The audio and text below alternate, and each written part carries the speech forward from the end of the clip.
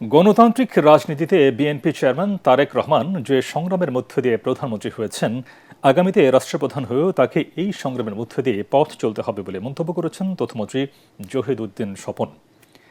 শিল্পকলা একাডেমিতে তারিখ চয়ন সম্পাদিত অবিসংবাদিত তারেক রহমান প্রবন্ধ সংকলনের পাঠ উন্মোচন অনুষ্ঠানে তিনি একথা বলেন। তথ্যমন্ত্রী বলেন, তারেক রহমান শত প্রতিকূলতা মোকাবেলা করে আজ এই পর্যায়ে এসেছেন তার মানবীয় গুণাবলীর কারণে।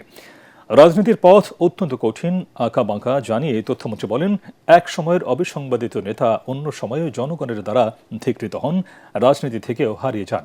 এই কঠিন পথ অনেককে সামনে নিয়ে যায়, আবার অনেকে অন্ধকারে নিয়ে যায় বলেও মন্তব্য করেন তথ্যমন্ত্রী জহির উদ্দিন স্বপন।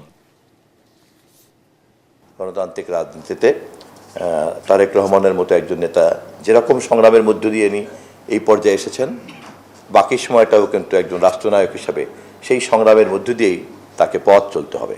একজন রক্তমাংসের মানুষকে এই ধরনের পরিস্থিতি এবং পরিবেশকে মোকাবেলা করে করে করে করে পথ চলতে গেলে পরে কী পরিমাণের ব্যক্তিগত গুণাবলীর মধ্যে দিয়ে যেতে হয় বা অর্জন করতে হয়, এবং একথা আজকে অনস্বীকার্য যে এতটা প্রতিকূলতা মোকাবেলা করা সম্ভব হয়েছে তার অন্তর্নিহিত ব্যক্তিগত মানবিক গুণাবলীর কারণেই কিন্তু সম্ভব হয়েছে।